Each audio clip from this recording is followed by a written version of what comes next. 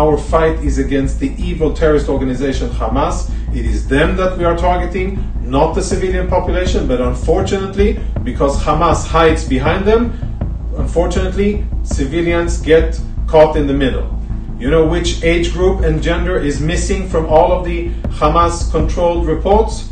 Men aged 17 to 35. Why? Because that's fighting age, and that's the gender that does much of the fighting in Gaza. And they are missing from reports. It's all about women and children and the elderly. And that is untrue, and it is information that you cannot trust. And this has to be part of reporting in the future. We cannot lend credibility to an institution that continuously lies and continuously inflates the number of civilian casualties and misrepresents or hides the number of combatants, Hamas operatives, terrorists that are fighting against us.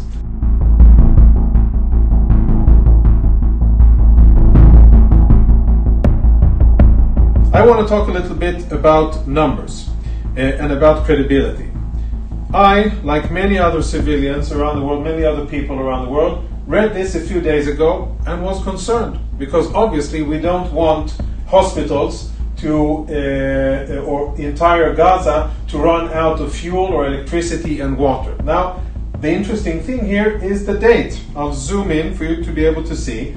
The date that this was published was October 16th. That's a few days ago. We're the 26th now, so that's 10 days ago this was published. And as far as I know, there's still electricity in the Gaza Strip. And this report is a bit questionable. Sure, the situation in Gaza isn't great, and there is difficulties, and there are people wounded and killed, which is regrettable. But this wasn't true at the time, and it isn't true now. What else isn't true? This.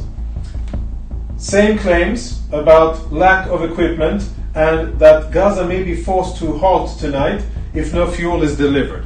I don't think that is accurate, and neither does the entire IDF. We responded to UNRWA's claim by referring them to where Hamas, which governs the Gaza Strip, stores fuel, both diesel fuel and other types of and benzene and other types of fuel. It's all inside the Gaza Strip, and there's enough for many days for hospitals and water pumps to run. Only the priorities are different.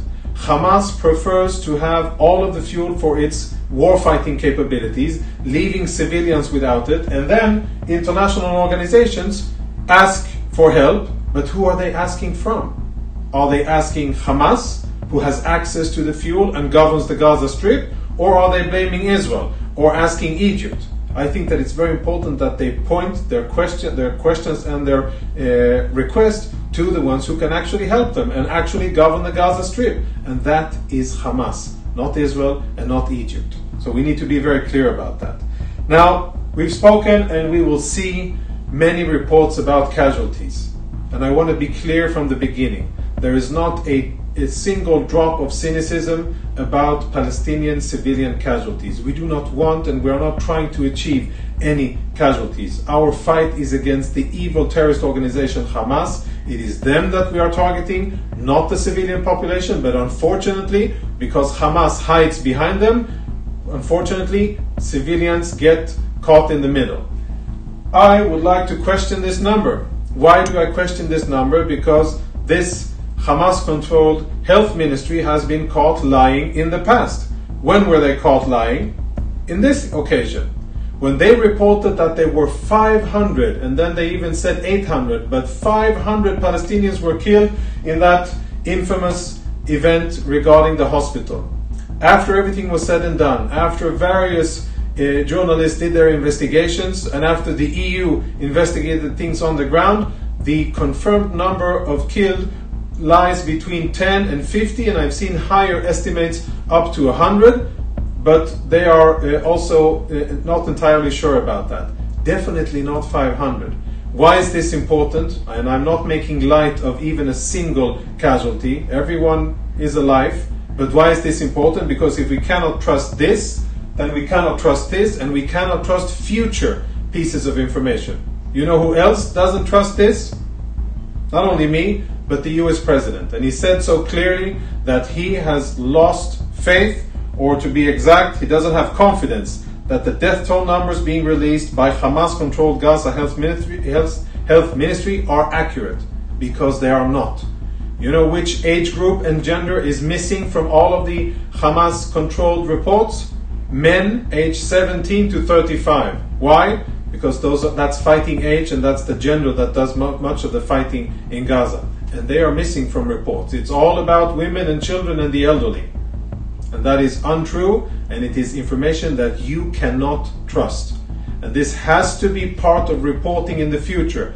We cannot lend credibility to an institution that continuously lies and continuously inflates the number of civilian casualties and misrepresents or hides the number of combatants, Hamas operatives, terrorists that are fighting against us. So this is important for future coverage.